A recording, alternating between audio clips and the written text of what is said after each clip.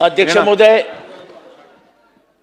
विधानसभा नियम 273 274 अन्वये विशेष अधिकार भंगाची सूचना मी आपल्याकडे दिलेली आहे. अध्यक्ष महोदय, मनाला त्रास देणारा, मानसिक यातना देणारा विषय वरचा आणि खालचं सभागृह मिळून थोडक्यात मांडा. थोडक्यात मांडा साहेब. इथनं बोलतो, इथनं पण थोडक्यात बोलता येतं. नाही ना, ते जेव्हा माणूस इमोशनलनी बोलतो ना तेव्हा त्याला थोडक्यात नाही बोलता येत. साहेब, गेले 30 वर्ष मी वरच्या खालच्या सभागृहात, पण असं पोलीस राज मी कधी बघितलेलं नाही. भुजबळ साहेब, मी विधानसभेत विषय मांडला, मी नाही मांडला. ड्रग्जवरनं विषय येत गेला आणि चर्चा सुरू झाली. माननीय मुख्यमंत्री बसलेले होते. मी चर्चेच्या अंती असं म्हटलं की तुम्हाला जर ड्रग्जवरती ताबा मिळवायचा असेल आणि कमी करायचे असतील तर त्या संबंधित एरियामधल्या पोलीस स्टेशनच्या इन्चार्जला जबाबदार धरा. कारण का शेवटी हे सगळं त्याच्याकडे असतं. माहिती आली, हे आलं, ते आलं, कारवाई झाली. एखाद्या पोलीस स्टेशनवरती कारवाई झाली तर मग कोणतरी हवालदार, कोणतरी PSI बळी द्यायचा आणि सगळं रफादफा करून टाकायचं. आता त्यांना आमच्या इथे बसलेले जे शिंदे सरकार आहेत, सरकार त्या शिंदे सरकारला वाटलं की मी त्यांच्या विरुद्ध बोललो. तर मी बोललो होतो की महाराष्ट्रामध्ये असा कायदा करा, असा एक आदेश काढा की जो कोणी police inspector incharge of the police station असेल त्याच्यावरती ही कारवाई केली जाईल, त्याला या ड्रग्सच्या संदर्भात जबाबदार धरलं पाहिजे. It was a general statement. त्यांनी ते वैयक्तिक घेतलं. त्याच्यानंतर त्यांनी प्रत्येक राजकीय पक्षाची गुप्त बैठक घेतली आणि प्रत्येकाला त्यांच्या बाजूने, म्हणजे अनिल शिंदे कसे महान आहेत आणि जितेंद्र आव्हाड ड्रग्सनी कसा आपल्या मतदारसंघाला बदनाम करतोय हे सांगण्याचं काम सुरू केलं.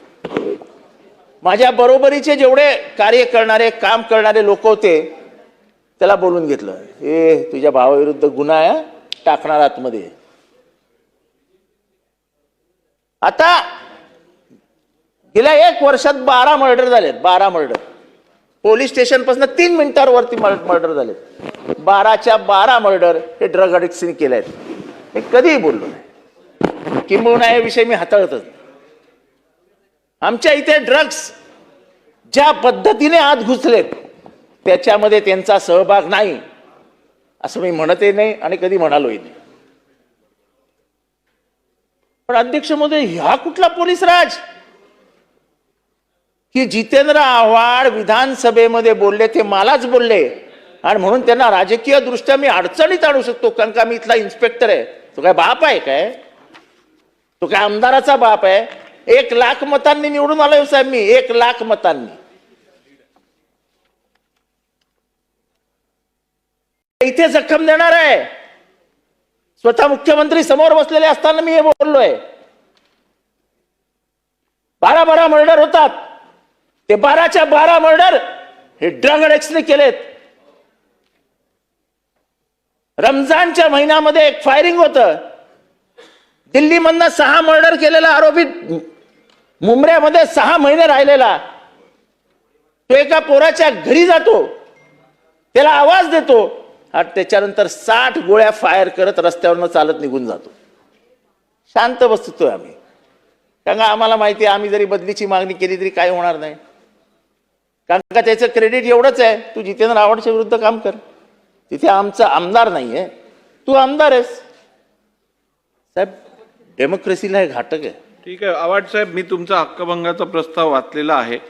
तुमचा हक्कभंग नेमकं कोणाविरुद्ध आहे हेच तुम्ही उल्लेख केला नाही. पोलीस इन्स्पेक्टर, मी माझ्या आता मुखाने सांगतोय. मुंब्रा पोलीस ठाण्याचे वरिष्ठ पोलीस निरीक्षक.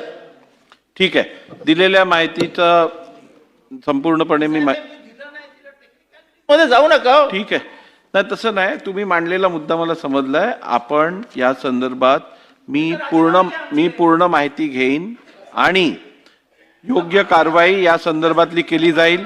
समितीकडे आपण प्रस्ताव पाठवण्यासंदर्भातला निर्णय निश्चितपणे घेऊ. हे अधिवेशन संपण्यापूर्वी